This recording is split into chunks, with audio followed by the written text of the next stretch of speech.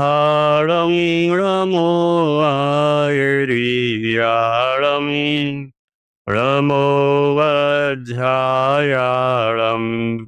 Ramo Loi Sahuram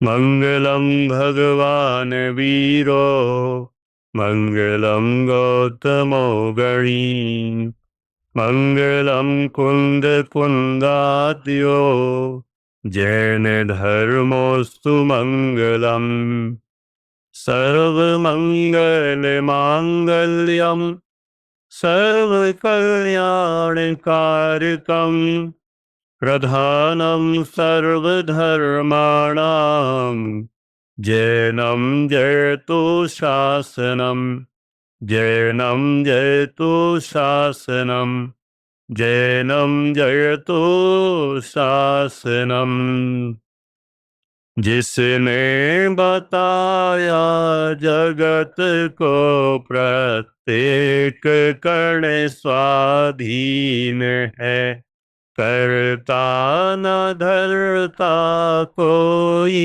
है अणु अणु स्वयं में लीन है आतम गने परमात्मा हो शांति सारे देश में है देश ना सर्वोदयी महावीर के संदेश में है देश ना सर्वोदयी महावीर के संदेश में।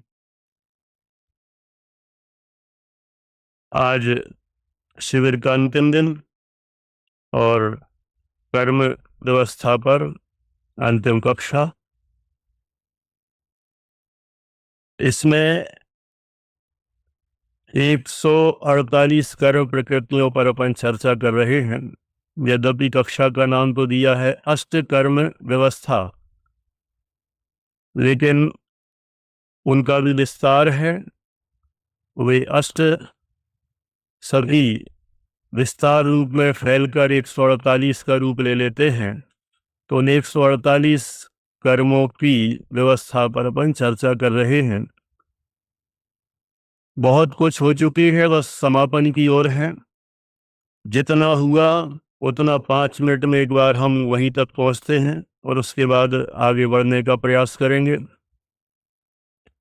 कर्मों का लक्षण हमने जाना था, जो जीव को परतंत्र करे अथवा जीव जिसके द्वारा परतंत्र किया जाए अथवा हो जाए उसे कर्म कहते हैं। यह जीव कर्मों के द्वारा परतंत्र होता है तो अपनी अज्ञानता से ही होता है, अपने मोह राग द्वेष विकारी भावों से ही होता है और उनके द्वारा कर्मों को बांधता है और फिर जब कर्मों का उदय आता है तो उसके फल को भोगता है। अभी तक हमने जितने कर्मों पर चर्चा की है एक बार दोहराते हैं। कर्म 8 हैं: ज्ञानावरण, दर्शनावरण, वेदनीय, मोहिनीय, आयु, नाम, गोत्र और अंतराय। ये 8 कर्म हैं। 8 कर्मों में सबसे पहला है ज्ञानावरण। इसके भेद हमने जाने थे कितने? 5: मति ज्ञानावरण, श्रुति ज्ञानावरण, अवधि ज्ञानावरण, मनःपर्य ज्ञानावरण और केवल ज्ञानावरण। इन 5 को जानने के बाद दर्शनावरण की हमने 9 भेद जाने। कौन से 9? चक्षु दर्शनावरण, अचक्षु दर्शनावरण, अवधि दर्शनावरण, केवल दर्शनावरण। 5 निद्राएं भी इसी में सम्मिलित हैं: निद्रा, निद्रा निद्रा, प्रचला, प्रचला प्रचला और स्यान गृद्धि। ये दर्शनावरण के 9 भेद। फिर आगे बढ़े। मोहिनी के हमने 28 भेद जाने थे।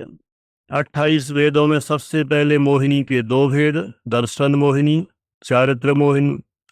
ना सेकंड ईयर थर्ड ईयर वाले ही बैठे हुए हैं आज, तो उनका भी रिवीजन जैसा ही काम चल रहा है ना, बराबर है ना। मोहिनी के 28 भेद, दर्शन मोहिनी चारित्र मोहिनी, दर्शन मोहिनी के 3 भेद, मिथ्यात्व, सम्यक प्रकृति। चारित्र मोहिनी के 25 भेद हैं, उनमें सबसे पहले अनंतानुबंधी, अप्रत्याख्यानावरण, प्रत्याख्यानावरण, संजुलन, इन सबके 4 भेद होने से क्रोध मान माया लोभ, ऐसे 4 भेद होने से हो जाते हैं 16 भेद। फिर हास्यादि नौ कषाय, हास्य, रति, अरति, शोक, भय, जुगुप्सा, स्त्री वेद, पुरुष वेद, नपुंसक वेद। इस तरह से मोहिनी के, चारित्र मोहिनी के 25 और दर्शन मोहिनी के 3 कुल हो जाते हैं मोहिनी कर्म के 28 भेद। फिर आगे हमने देखे अंतराय के 5 भेद। 5 कौन से? दानांतराय, लाभांतराय, भोगांतराय, उपभोगांतराय, वीर्यांतराय, ये 5 भेद। और तो इस तरह से घाती कर्म के 4 और विस्तार से 47 भेद हो जाते हैं। अब अघाती कर्मों में हमने 3 पर चर्चा करी ली थी, चौथे की भी बहुत कुछ हो गई थी, 70 से पार हो गए थे, है ना। उनमें सबसे पहले देखा वेदनी। वेदनी के 2 भेद, जो वेदन कराए वो वेदनी है। वेदनी के 2 भेद, साता वेदनी और असाता वेदनी। फिर इसके बाद आयु के हमने 4 भेद देखे थे, मनुष्यायु, तिर्यंचायु, नरकायु, देवायु, ये 4। आयु कर्म से यह जीव शरीर में रुका रहता है, वो आयु कर्म का काम है। और गोत्र कर्म के 2 भेद देखे थे, उच्च गोत्र और नीच गोत्र।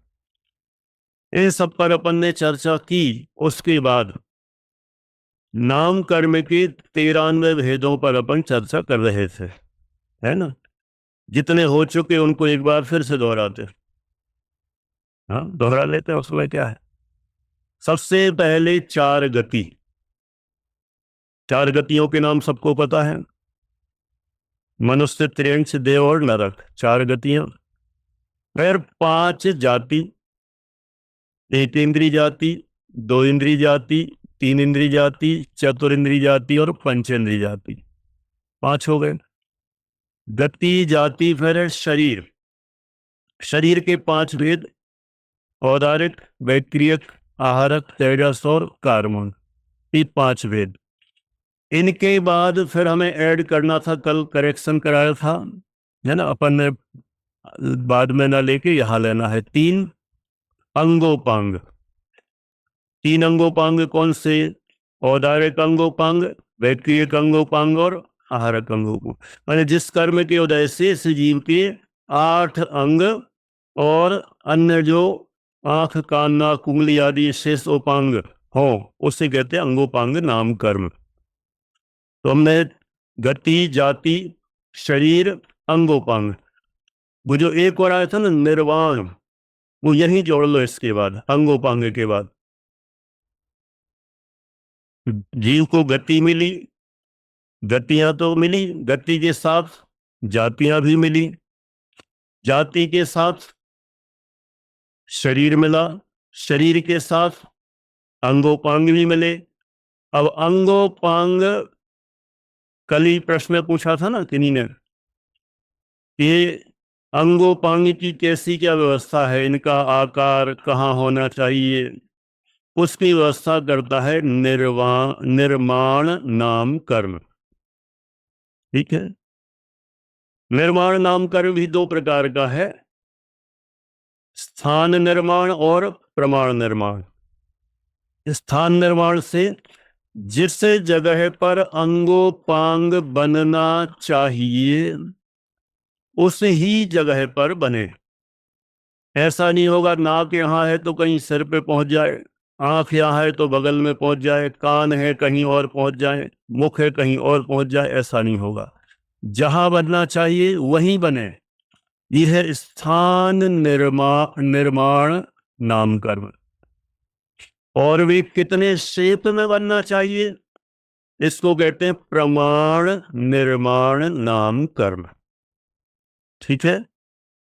शेप माने जितना नाक लगभग जितनी होना चाहिए। अब किसी की छोटी बड़ी हो सकती, थोड़ी बहुत, थोड़ी तो चलेगी, लेकिन एकदम ज़्यादा हो तो गड़बड़ हो जाए। तो प्रमाण निर्माण नाम कर्म से जितने शेप में बनना चाहिए उतने शेप में बने, उसका नाम है प्रमाण निर्माण नाम कर्म। ये हो गए। अब आगे बढ़ते हैं। इसके आगे अपन ने क्या क्या देख लिया था? 5 बंधन। 5 बंधन: औदारिक बंधन, दैक्रियक बंधन, आहारक बंधन, तेजस बंधन और कार्मण बंधन। ये 5 बंधन हैं। इनके कारण से क्या हुआ था, ध्यान है? जो शरीर के योग्य परमाणु आए थे वो बिल्कुल इकट्ठे हो जाएं, एक में एक हो जाएं, परस्पर में एक दूसरे से बंध जाएं, उसका नाम है बंधन नाम कर्म। बंध तो गए, लेकिन अभी भी छेद है ना उसमें बीच बीच में, तो वो छेदों को भी भर दे, छिद्र रहित कंप्लीट अच्छे से उनकी छपाई पुताई हो जाए, जैसे मकान की होती है। उसे कहते हैं संघात नाम कर्म। और ये भी कितने प्रकार के? 5 ही प्रकार के: औदारिक, व्यक्तिगत, आहारक, तेजस और कार्म। ये संघात, ये भी 5 हैं। फिर आगे बढ़े। संघात के बाद होते हैं संस्थान। इतना सब कुछ बन जाने के बाद इनका शरीरों का शेप भी चाहिए, आकार भी चाहिए, तो ये आकारों की रचना करते हैं संस्थान नाम कर्म। देखो, एक एक चीज बिल्कुल, हम यदि शरीर का समझ लो पूरा इसका डिटेल जानना चाहते हैं तो ये नाम कर्म का अध्ययन अच्छे से कर लेना चाहिए। ये शरीर कैसे बना, किन किन के उदय से बना, इसकी सारी व्यवस्था, पूरा मैनेजमेंट नाम कर्म देखता है, चाहे बाहर का हो चाहे अंदर का हो। तो बाहर का जो पूरा शेप है, इसका आकार है, इस आकार का निर्माता कौन है? संस्थान नाम कर्म। देखो, नाम कर्म के लिए भी गौमट सार में कितनी अच्छी तुलना उपमा दी है ना। गौमट सार जिन्होंने पढ़ लिया होगा, पढ़ लिया है ना, 2nd ईयर 3rd ईयर वालों ने नहीं पढ़ा? कर्मकांड तो पढ़ लिया होगा। इस साल है, अच्छा बना अभी शुरू ही नहीं हुआ, कोई बात नहीं, अभी से शुरू कर देते हैं। गाथा है गौमट सार कर्मकांड में: पड़ पड़ी हारसी मज्जा, हली चित्त पुलाल भंडेयारीणम। ये 8 दृष्टांत दिए हैं। हली चित्त, चित्त माने नाम कर्म को चित्त का उदाहरण दिया। चित्त माने होता है चित्रकार, है ना। इस शरीर भी एक तरह से चित्रकार के द्वारा की गई रचना है। और चित्रकार कौन है? पुराने जमाने वालों को तो गाना याद आ गया होगा, है ना, है ना। आ गया कि नहीं आ गया? एक फिल्मी गाना भी बना था इसके लिए। कौन सा? ये कौन चित्रकार है, ये कौन चित्रकार है। ये जो बने ना, ये सारे, ये सब चित्रकार के द्वारा बने। ये सारे जो रंग रूप जितने भी शरीर में दिखाई दे रहे हैं, उसके लिए अपने लोगों ने, फिल्मी इंडस्ट्रीज ने गाना बनाया।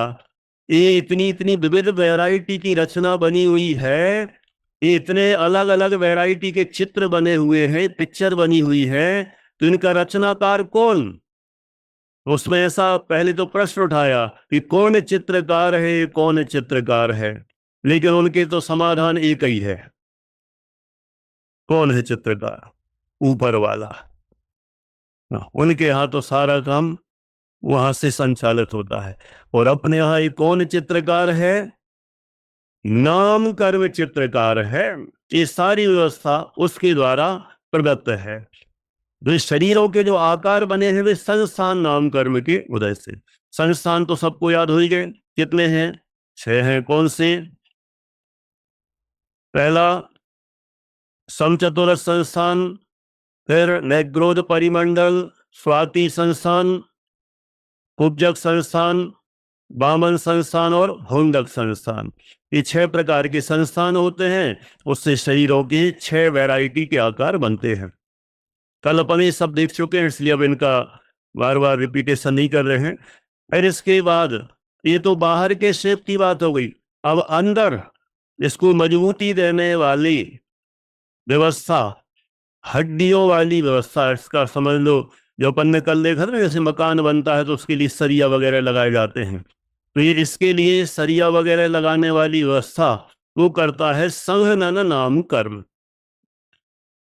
संघनन माने हड्डियों का समूह, संघनन नाम कर्म है। तो वे हड्डियां भी 6 वैरायटी की कही थी, है ना। सबसे पहली वज्र सब नारा संघनन, वज्र नारा संघनन, थर्ड नाराज संघनन, फोर्थ अर्ध नाराज, 5वां कीलक संघनन और 6वां असम प्राप्ता त्रिपाठी का संघनन। ये 6 संघनन, इनके द्वारा अंदर में हड्डियों की मजबूती की वैरायटी बताई जाती है। इन नाम कर्म की वजह से ऐसी हड्डियां बनती हैं, है ना। फिर आगे बढ़े, संस्थान संघनन हो गया। फिर इसके बाद वर्ण व्यवस्था, इनका रंग रूप ये भी निर्धारित करने वाला नाम कर्म है।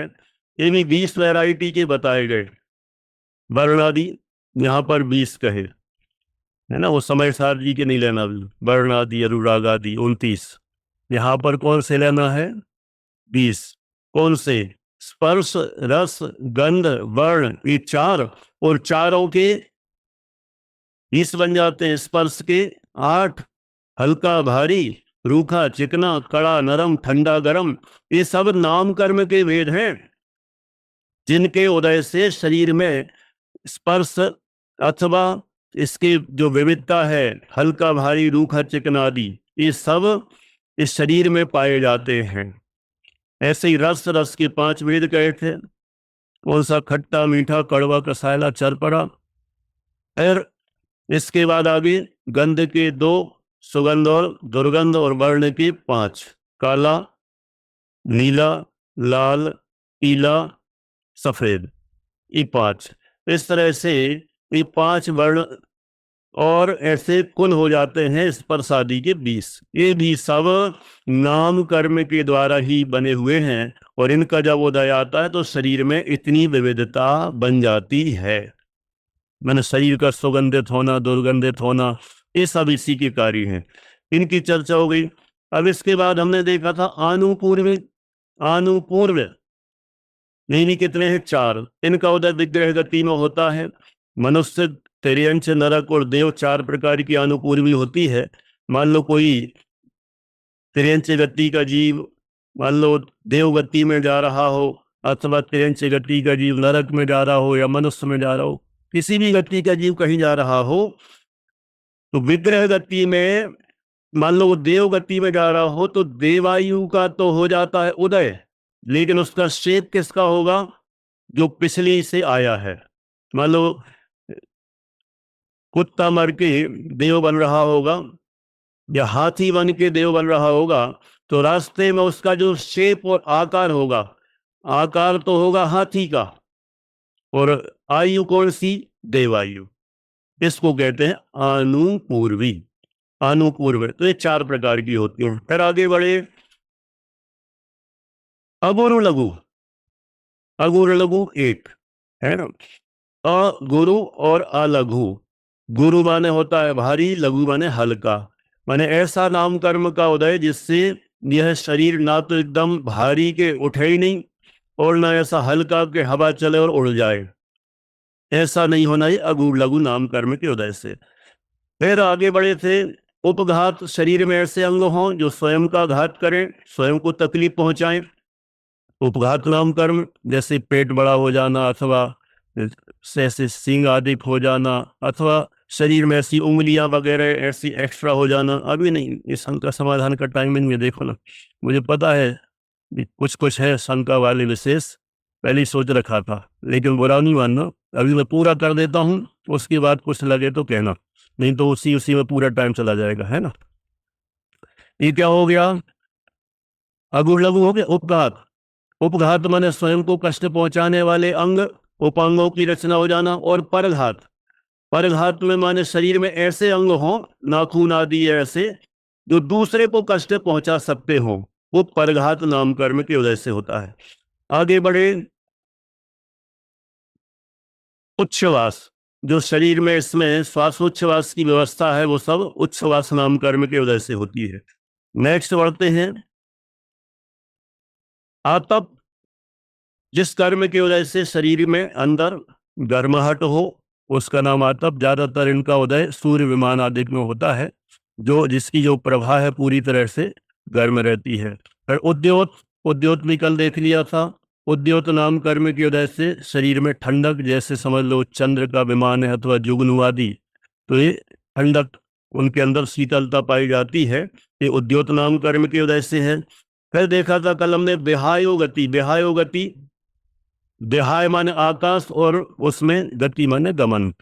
आकाश में गमन, आकाश मतलब ऊपर ऊपर उड़ जाना, पक्षियों जैसा वो आकाश में गमन नहीं है, पूरा लोक ही आकाश है ना। उसमें जो जो जीव चलते हैं उसमें गमन होना विहायो गति है। उसमें भी दो वैरायटी का गमन कहा, प्रशस्त विहायो गति और अप्रशस्त विहायो गति। प्रशस्त माने अच्छी चाल, सुहावनी चाल, आकर्षक चाल, उसको कहते हैं प्रशस्त विहायो गति, और असुहावनी चाल उसको कहते हैं अप्रशस्त विहायो गति।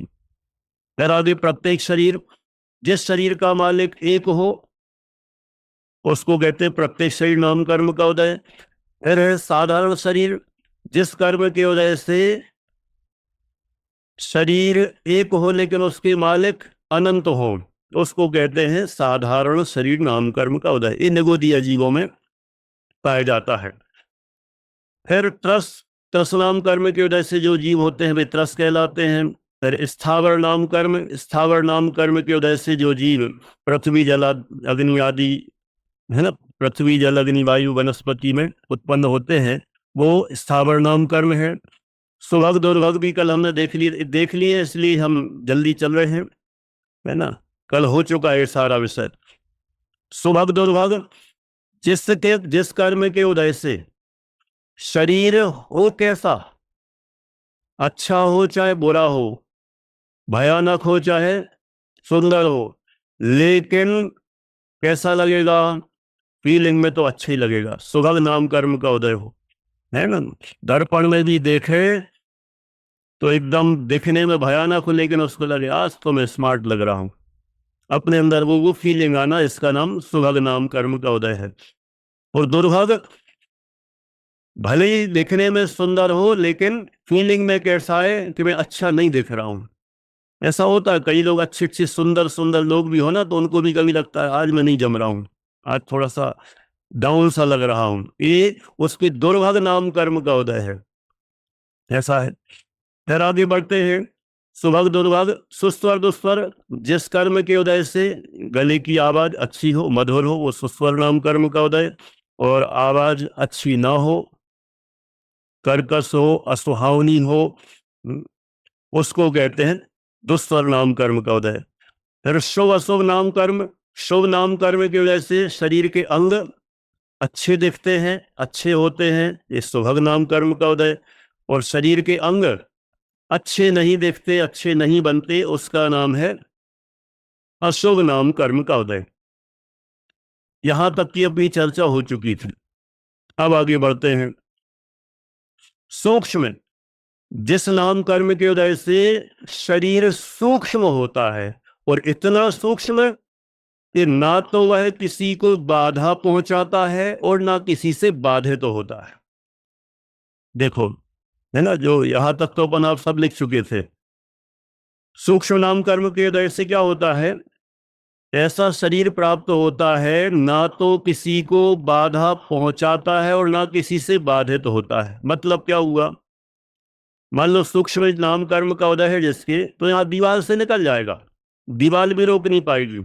अरे दीवार तो छोड़ो, वज्र भी होगा तो उसमें से पार हो जाएगा, उसको कोई नहीं रोक सकता। ये सूक्ष्म नाम कर्म का उदय होता है जिनके, वही होता है।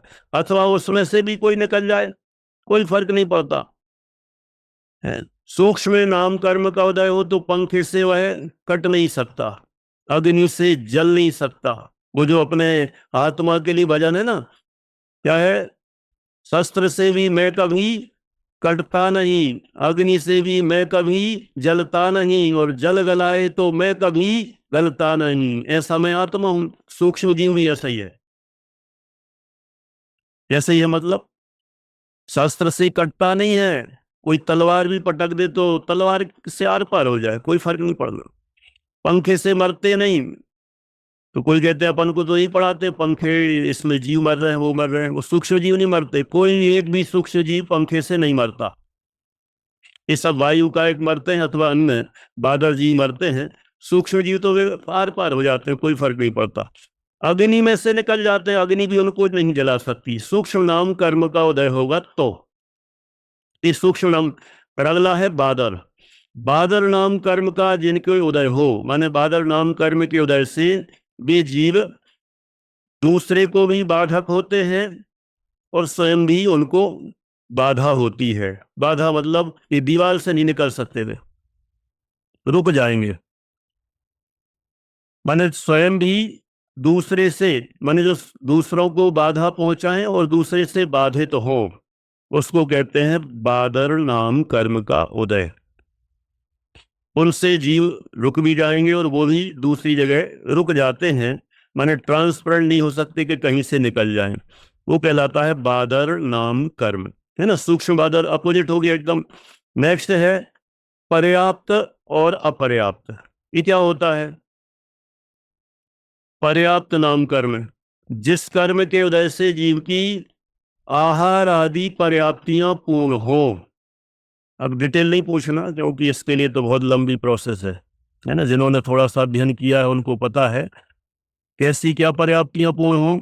आहार आदि 6 पर्याप्तियां होती हैं: आहार, शरीर, इंद्रिय, श्वासोच्छ्वास, भाषा और मन। जिस कर्म के उदय से आहार आदि पर्याप्तियां पूर्ण हो उसको कहते हैं पर्याप्त नाम कर्म। और जिस कर्म के उदय से, इसका अपोजिट, जिसके आहार आदि एक भी पर्याप्ति पूर्ण नहीं होती, उसको कहते हैं अपर्याप्त नाम कर्म। आप लोगों ने सुना है ना, एक श्वास में 8-10 बार जन्म्यो मर्यो भर्यो दुख भार। ये एक श्वास में 8-10 बार जो जन्म मरण करते हैं ना, उनके अपर्याप्त नाम कर्म का उदय है। तो उनकी एक भी पर्याप्ति पूर्ण नहीं होती, श्वास के 18 विभाग में मरण को प्राप्त हो जाते हैं। और जो उससे ज्यादा जीते हैं, अपन जैसे या अन्य जीव भी हो, कोई भी हो, एक इंद्रिय से पंचेंद्रिय तक जिनकी आहार आदि पर्याप्तियां पूर्ण हो जाती हैं, वे कहलाते हैं पर्याप्त नाम कर्म के उदय वाले। ठीक है ना। तो पर्याप्त हो गया, अपर्याप्त हो गया। अब नेक्स्ट है स्थिर और अस्थिर। ये क्या होता है? स्थिर नाम कर्म के उदय से शरीर के अंदर जो बात पित्त कफ आदि का सिस्टम है ना, तो एकदम व्यवस्थित होता है।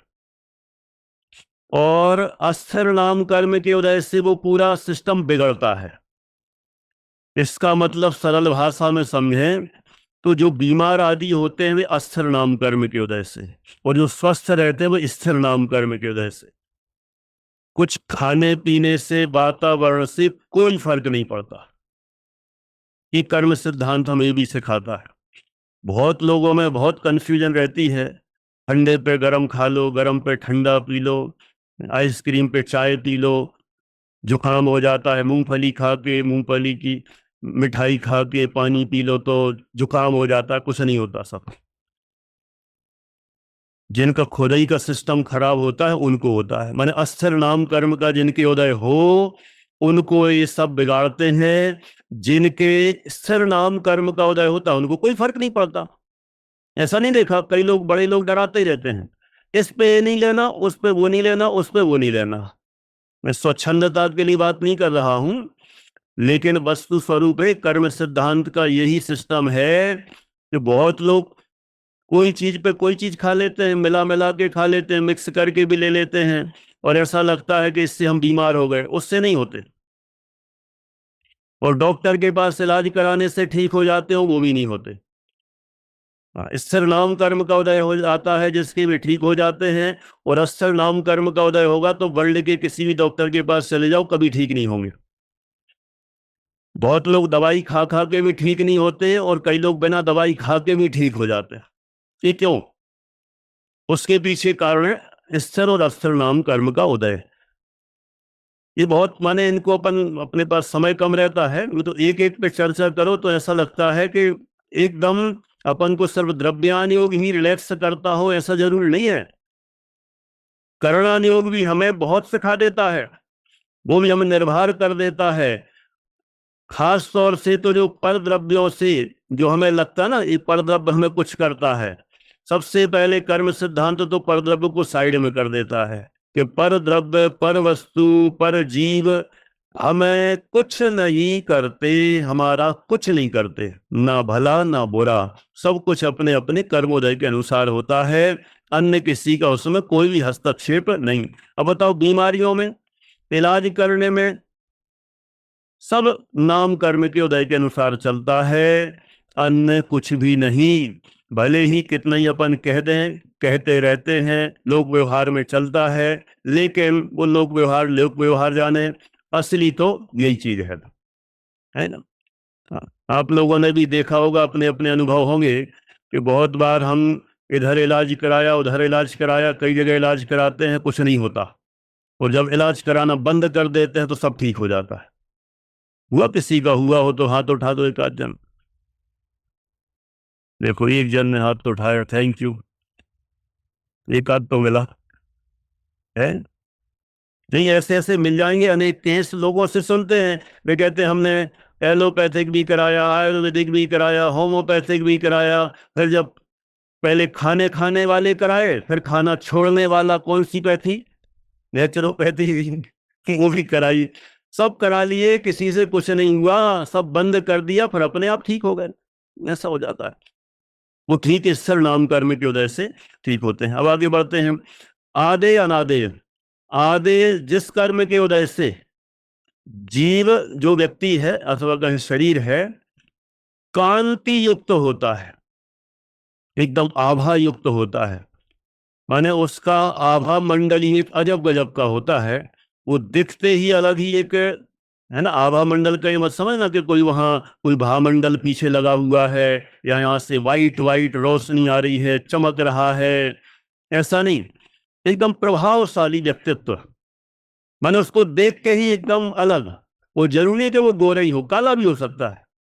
हाँ, नहीं तो कोई सोचे नहीं, अभी रुक जाओ, कि गोरे ही हो काला हो उससे कोई फर्क नहीं पड़ता है, उसका जो आभा मंडल है एक अलग ही आकर्षक होता है। ये कौन से? आदि नाम कर्म की वजह से। हमने बहुत बार देखा, किसी को देखते ही एक अलग ही, सब लोग ऐसे अलग टाइप के हो जाते, देखने लगा अरे कौन आ गया। जैसे अपने छोटे दादा आते थे, यहाँ बड़े बड़े नेता लोग बैठे होंगे, वैसे ही से मरे मरे से बैठे रहते, वो छोटे दादा आगे सब एकदम दादा दादा दादा, एक अलग ही आभा है। गुरुदेव के बारे में भी सुनते हैं, देखा तो नहीं, लेकिन अनेक एक से एक बड़े बड़े नेता और कहाँ कहाँ के कौन कौन बैठे होंगे कुछ नहीं, और जहां गुरुदेव आ गए सबकी नजर, ओ कोई महापुरुष आ गया।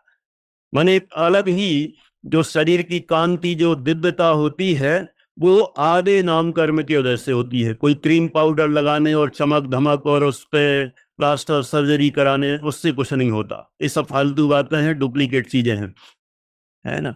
ये आदे नाम कर्म की वजह से। और अनादे नाम कर्म, अनादे नाम कर्म के उदय से यदि वो बहुत, समझ लो वो जो बड़े बड़े वो भी जीत के आ गया होगा ना, विश्व क्या कहें, विश्व सुंदरी अथवा मिस यूनिवर्स या मिस वर्ल्ड, इस टाइप के, यदि अनादे नाम कर्म का उदय होगा तो बने रहो तुम सुंदर, कोई प्रभाव नहीं हो, कांति नहीं होगी, कोई आकर्षण नहीं होगा। ये सब आदि और अनादि नाम कर्म की वजह से होते हैं। माने एक कर्म व्यवस्था भी यदि हम समझते हैं तो बहुत सारी चीजें हमारी जो फालतू की हमने बना रखी व्यर्थ की, वे भी दूर हो जाती हैं, और ऑटोमेटिक शरीर की जो व्यवस्था है, उद्गल कर्म की व्यवस्था है, वो सब नाम कर्म को सौंप दो, झंझट खत्म। जैसे उन लोगों ने सौंप दी है ऊपर वाले के ऊपर, और अपन किसके ऊपर सौंप दें? कर्म के ऊपर। और कर्म के ऊपर सौंप दो तो हम निर्भर हो गए, पर द्रव्यों से भी भिन्न हो गए, पर द्रव्य कोई इसमें कुछ करता नहीं है और भगवान कुछ करता नहीं है। ये सब नाम कर्म के अनुसार शरीर का परिणमन चल रहा है। जितना भी हो रहा है, जो कुछ हो रहा है, नाम कर्म के उदयानुसार हो रहा है। हम इसमें कुछ नहीं कर सकते, ना गोरे को काला बना सकते, ना काले को गोरा, ना मोटे को पतला, ना पतले को मोटा, ना लंबे को छोटा, दिव्यम क्या बोले, न लंबे को छोटा और पर्याप्त है ना, और न छोटे को लंबा कर सकते हैं। कितने ही झूल लो कुछ नहीं होगा, और कोई कितना सोचे कि हम नहीं नहीं कोई है। मोटे लोग कितनी प्रकार की एक्सरसाइज कर लें, और वो क्या डाइटिंग डाइटिंग डाइटिंग खूब प्लान कर लें, वो बहुत सब कुछ कर लें, चाहे गार्डन में घूम लें, उससे कुछ नहीं होता है। यदि उनके नाम कर्म की वैसी व्यवस्था यदि प्रतिकूल है तो फिर तो वैसे ही चलेगा। इसलिए देखा जाए, इसको नाम कर्म के हवाले सौंप दो और टाइम बचा के अपना आत्म कल्याण करने में ज्यादा फायदा है। सबसे बढ़िया सिस्टम है ना। अब देखो आधे अनाधे हो गया, अब अंत में पहुंचते हैं। इतनी 91 हो गई, गिनी के नहीं गिनी? हाँ, अब 2 ही बची, यशस कीर्ति और 90 हुई होंगी। यशस कीर्ति, अयशस कीर्ति और तीर्थंकर, 3 और बची हैं। यशस कीर्ति ये कोई नाम कमाने से नहीं मिलती है, प्रचार करने से नहीं मिलती है, पोस्टर पर नाम छपाने, फोटो छपाने से कुछ नहीं मिलता है।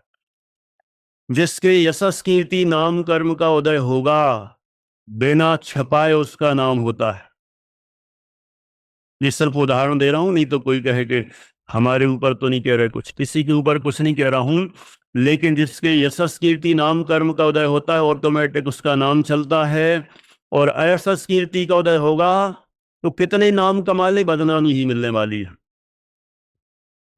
बस अयशस कीर्ति का उदय होगा तो नाम कमाने से नहीं मिलता है, उसके अपने अपने कर्म के उदय से मिलता है जो उसने बांधा है।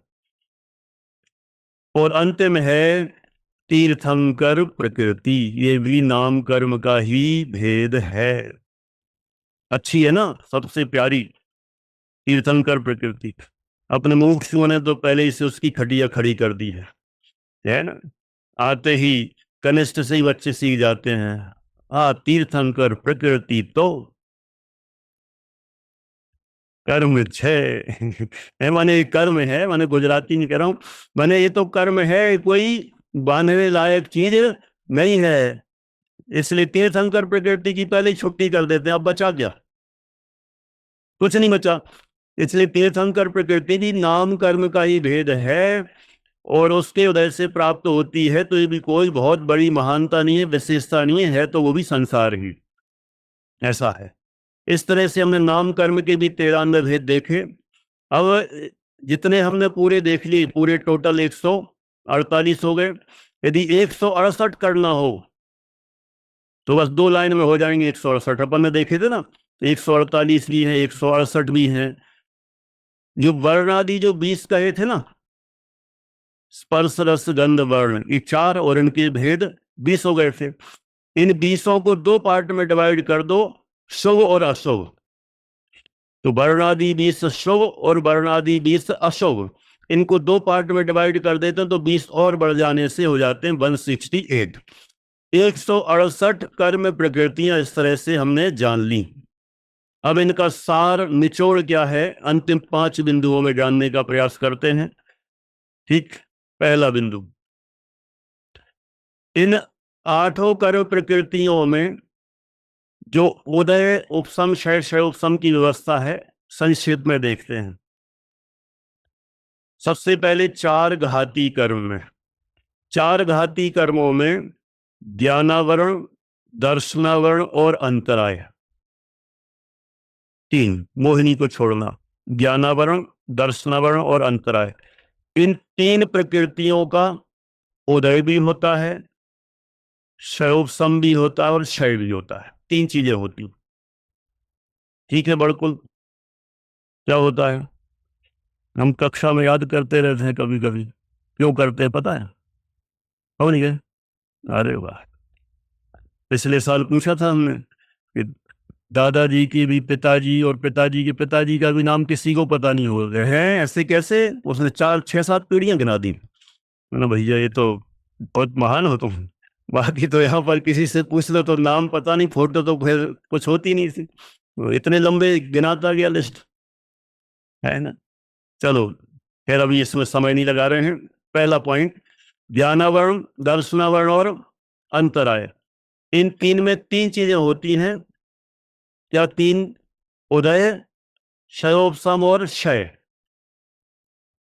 क्या नहीं होता इसमें? उपशम नहीं होता। तो फिर किस में होता है? एकमात्र मोहिनी कर्म है सबसे अधिक वैरायटी वाला, जिसमें चारों चीजें होती हैं। मोहिनी कर्म का उदय भी होता है, उपशम भी होता है, क्षयोपशम भी होता है और क्षय भी होता है। मोहिनी कर्म में चारों चीजें लागू होती हैं। ठीक, ज्ञानावरण, दर्शनावरण, अंतराय, ठीक है, आ जाओ।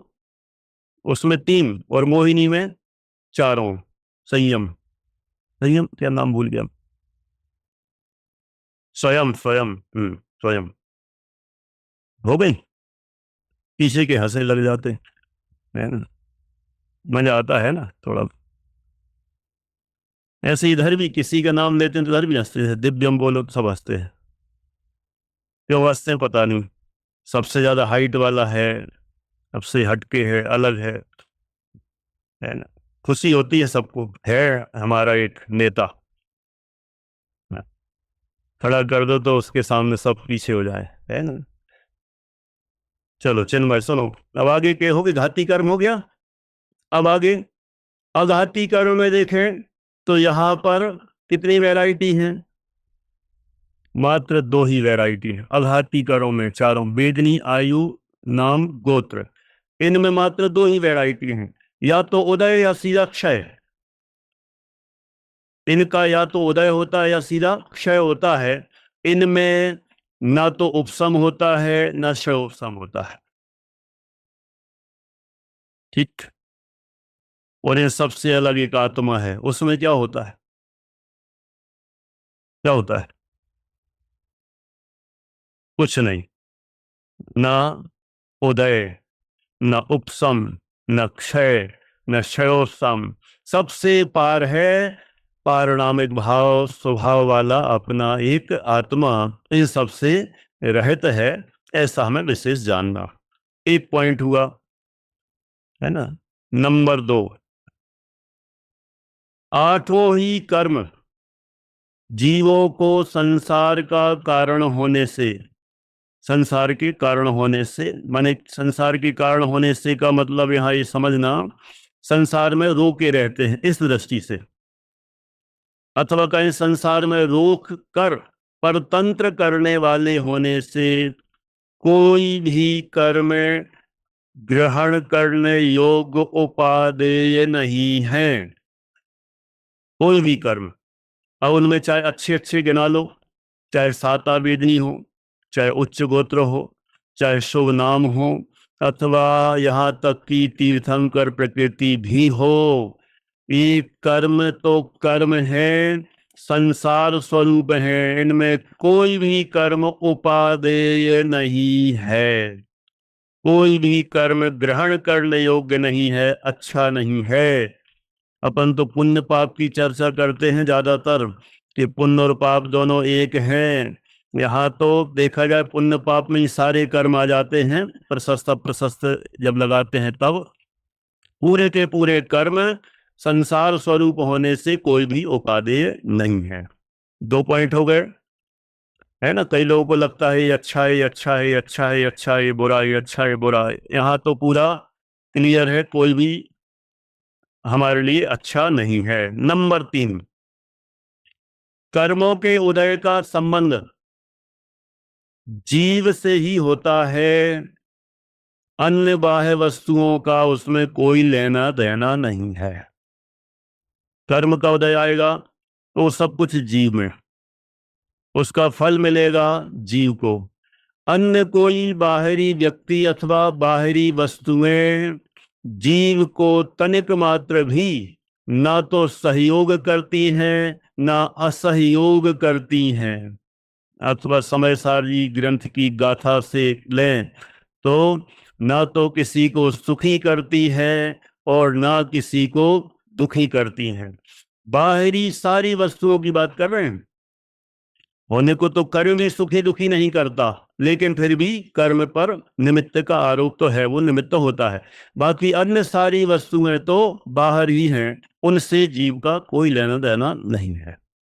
ठीक, इसलिए हम किसी पर आरोप लगाते हैं, इसने हमारा बिगाड़ दिया, इसने हमारा सुधार दिया, इसने हमारी हेल्प की, इसने हमारा नुकसान किया, इनकी वजह से हम बर्बाद हो गए। होता है इस सारा लोक व्यवहार का जितना भी चर्चा है ना, आप लोग भी कहते होंगे हम इनकी वजह से सुधर गए, हम इनकी वजह से बिगड़ गए, इनकी वजह से हमें स्मारक में आ गए, इनकी वजह से हमें जाना पड़ा, इनने हमें निकाल दिया, इनने हमें रख लिया, इनने हमें पढ़ाया। ये सब औपचारिक कथन है, कोई किसी का कुछ नहीं करता। 100% बिल्कुल क्लियर है। इससे हमें इतनी स्वतंत्रता का आभास होता है कि कोई व्यक्ति अथवा कोई भी वस्तु कुछ नहीं करती। 3 पॉइंट। नंबर 4, यानी पूरे अपन कर्म विवेचन का पूरा सार देख रहे हैं। 3 पॉइंट हो गए। नंबर 4 है कर्म बांधने का मुख्य कारण अथवा कर्म बंधन का मूल कारण एकमात्र मोहिनी कर्म है। अभी तक 8 कह रहे थे संसार में फंसाने वाले 8 कर्म हैं, लेकिन उन सब में मूल कर्म तो एक है, मोहिनीय। मोहिनी कर्म होगा तो सारे कर्म बंधेंगे, मोहिनी कर्म चला जाए कुछ नहीं बनने वाला। माने संसार का असली कारण मोहिनी कर्म है, अन्य कोई कर्म नहीं। इसलिए यदि हमें पुरुषार्थ द्वारा किसी को नष्ट करने का विकल्प आ भी जाए तो एकमात्र मोहिनी कर्म पर प्रहार करने का उद्यम करना चाहिए, अन्य किसी कर्म पर कुछ नहीं। ठीक, और कर्म बांधने वाला जीव स्वयं है, अन्य कोई नहीं। किसी के कारण से कर्म नहीं बनते हैं, जीव स्वयं ही बांधता है ना। इसलिए मोहिनी कर्म की मुख्यता हो गई। और सबसे अंतिम 5वां बिंदु, कर्मों को नष्ट करने का उपाय एक ही है। नष्ट तो करना ही है ना सबको, तो क्या उपाय है जो अपन बड़े स्थान में शाम को पढ़ते हैं? अंतिम 2 लाइन क्या है? अतः यही कर्तव्य हमारा निज स्वभाव का करें विचार, कर्म जाएगा अपने रास्ते, हम जाएं भवसागर पार। कि हमारा तो एक ही कर्तव्य है, माने कर्मों का भी नाश करना है तो कर्मों के नाश करने के लिए भी पीछे पड़ेंगे तो कर्म नष्ट नहीं होगा, उल्टे और बंध जाएंगे। कर्मों को नाश करने का उपाय छावड़ा जी क्या है? कर्म नाश करने के लिए कर्म के पीछे नहीं जाना है, तो किसके पीछे जाना है? अपने पीछे। निज स्वभाव का करें विचार। यदि हम अपने स्वभाव का विचार करते हैं, अपने आत्मा को ही आश्रय बनाते हैं, उसी का ही श्रद्धान करते हैं, उसी का ज्ञान करते हैं, उसी में रमण करते हैं, लीनता बढ़ाते हैं, तो कर्म जाएगा अपने रास्ते। कर्म अपने रास्ते चला जाएगा और हम अपने भवसागर पार चले जाएंगे। इसलिए कर्म व्यवस्था हमने जितनी भी समझी, हम सभी का यही उद्देश्य होना चाहिए कि हम कर्मों को समझकर, कर्म व्यवस्था को समझकर सबसे पहले तो परद्रव्यों से हट जाएं।